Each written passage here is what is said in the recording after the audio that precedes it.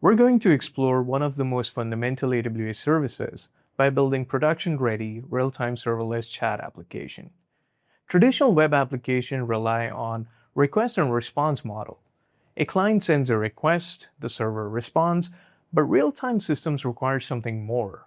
In a chat application, messages must be delivered instantly. That requires a persistent two-way communication channel with an event-driven backend. To support this, we'll design a fully serverless architecture using core AWS services. We'll store active connection and message history in Amazon DynamoDB, process events using AWS Lambda, maintain live communication through Amazon API Gateway, buffer traffic spikes with Amazon SQS, and secure all service interaction using AWS IAM. There are no servers to manage and no infrastructure to maintain. Everything scales automatically based on your demand. By the end of this project, you won't just understand how a chat application works. You'll understand how real-time systems are architected using AWS. Our chat room cannot function without memory. But here's the challenge. We're building a serverless application, and a serverless compute has no memory of its own. It wakes up, runs code, and it goes back to sleep. So when a user sends a message, the system needs to broadcast it. But how does it know who is currently online at that exact millisecond? And more importantly, where do we store the permanent conversation history? We need an external brain, something extremely fast, something always available, something built for constantly changing data. Amazon DynamoDB is a fully managed NoSQL database service. It is designed for high-performance workloads, delivering single-digit millisecond latency at any scale. That makes it perfect for highly active, rapidly changing data, like real-time list of connected users in a chat room. And because it's fully managed, we don't provision servers, we don't patch databases, we don't manage infrastructures. It becomes the shared memory layer for entire application, without operational overhead of running database servers. And in our chat applications, we create two DynamoDB tables. First, the active connections table. This stores the unique connection ID of every user currently in the chat room. If someone joins, we add them. If they disconnect, we remove them. Second, the chat history table. This becomes our permanent archive. Every message sent gets stored here. Finally, we configure both tables with on-demand capacity mode. That means database automatically scales up when traffic increases and scales down when the chat room is empty. We get elasticity, we get performance, and when nobody's chatting, we're not paying for unused capacity. We now have a place to store our chat history, but writing to a database is not free. It takes time. It consumes compute resources. Now imagine this. 500 people send messages at the exact same moment. If our application tries to write every single message directly in the chat history table, that sudden spike of write requests could overwhelm the system. And what happens next? Lag, delays, a chat room that feels slow. We need a way to separate two very different responsibilities. The fast job, broadcasting messages in real time, and the slower job, permanently archiving them in the database. Amazon's Simple Queue Service, SQS, is a fully managed message queue. Think of it as a waiting room, or better, a shock absorber. Instead of forcing our application to perform heavy database writes immediately, it can simply drop a message into that queue and instantly return to keep the chat room responsive. The queue safely stores each message, it preserves durability, and it waits patiently until a background process is ready to handle the work. This decouples our system, and decoupling is what makes distributed systems resilient. And in our lab, we create a standard SQS queue specifically for chat logs. When a user sends a message, our application immediately pushes a copy of that message into the queue. It doesn't wait for the database. It doesn't block the broadcast. So no matter how fast users type, no matter how many users join at once, our permanent database is protected from sudden bursts of traffic. The chat room stays fast and history stays safe.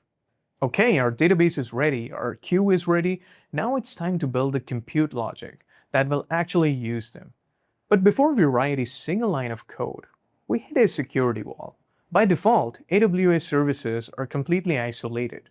Our compute logic cannot read from DynamoDB. It cannot send messages to SQS. Everything is locked down. Now, we could hardcode access keys directly in our application, but that would be a massive security risk. Credentials inside the code can leak. They can be exposed. They can be abused. We need a secure way to grant our application the exact permission it needs, and nothing more.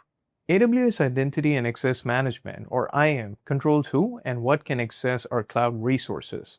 For applications, we don't create users. We create IAM roles. Think of a role like a security badge. It's not a person, it's a defined set of permissions. When our code runs, it temporarily wears this badge. While wearing it, it gains the precise authority we have defined. To read from the DynamoDB, to send messages to SQS, to interact with other AWS services. And the best part? There are no passwords embedded in our code. No long-term credentials to manage. And in our lab, we create a custom IAM role specifically for our chat logic. We attach policies that grant it permissions to read and write to DynamoDB, permissions to send messages to SQS, and critically, permissions to push data down to API Gateway, which we'll build shortly. This ensures our application has exactly the authority we need. No more, no less. With this security badge in place, our compute logic can now operate safely and correctly inside AWS. At this stage, we have worked with 3 core services: DynamoDB for state, SQS for buffering traffic, IAM for secure access control. You've seen how they connect inside a real-world architecture. This is a great moment to pause. Go deeper into a dedicated lab, strengthen your hands-on skills, and make sure you're comfortable with how these pieces fit together. Alright, our foundation is now in place. DynamoDB is storing the state, SQS is buffering traffic, IAM is securing access. Now we need the brain. We need the logic that says, when a message arrives, find everyone who is online, send that message to their screens, and save a copy within the archives. We could run a dedicated virtual server, keep it running 24/7, waiting for chat messages, but that would be expensive, and scaling it during traffic spikes would be complex. We don't need a server that runs all day. We need code that wakes up only when something happens, executes instantly, and disappears when the job is done. AWS Lambda is a serverless compute service. You upload your code, you define a trigger, and Lambda handles everything else. It runs your function only when an event occurs. If 10 messages arrive at the same time, AWS immediately spins up 10 isolated copies of your code.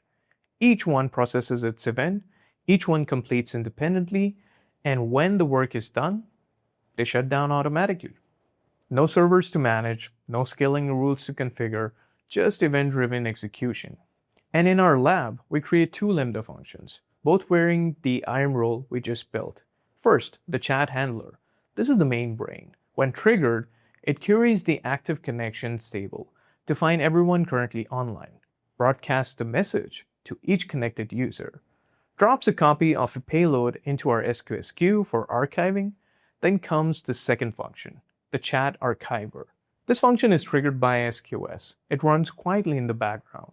It reads messages from the queue and it writes them into our chat history table.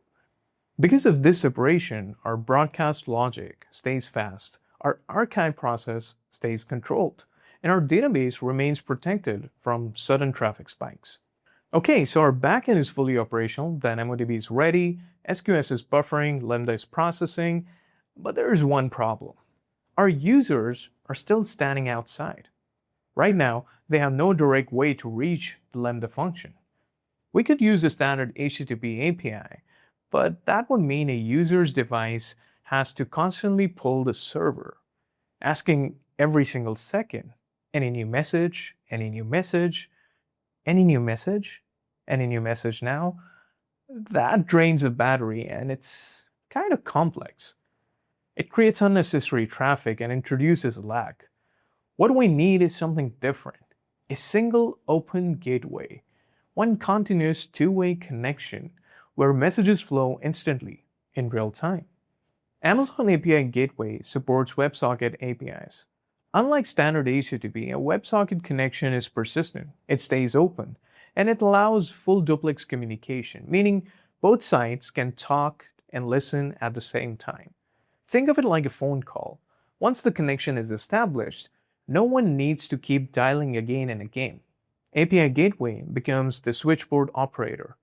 It maintains thousands of open connections on our behalf, and when a message arrives, it routes that message directly to our Lambda function, real-time communication, without managing servers, without handling connection infrastructures ourselves.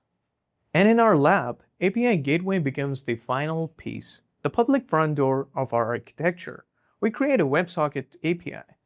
Then we define specific routes for when a user connects, when a user disconnects, when a user sends a message. We attach our chat handler Lambda to these routes. So whenever an event happens, API Gateway triggers our logic instantly. But we also think about security. To protect our chat room from spam bots, we secure the connect route using the API key and a usage plan. This ensures that only authorized clients can establish connection, and it limits the rate at which you can send data. Real-time, secure, and controlled. The architecture is now complete. API Gateway manages connection, Lambda processes events, IAM secure service communication, SQS buffers traffic spikes, DynamoDB stores state and history. Each component has a clear responsibility.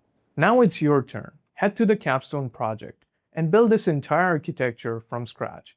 Because reading about architecture is one thing, and building it is actually understanding the whole idea around it.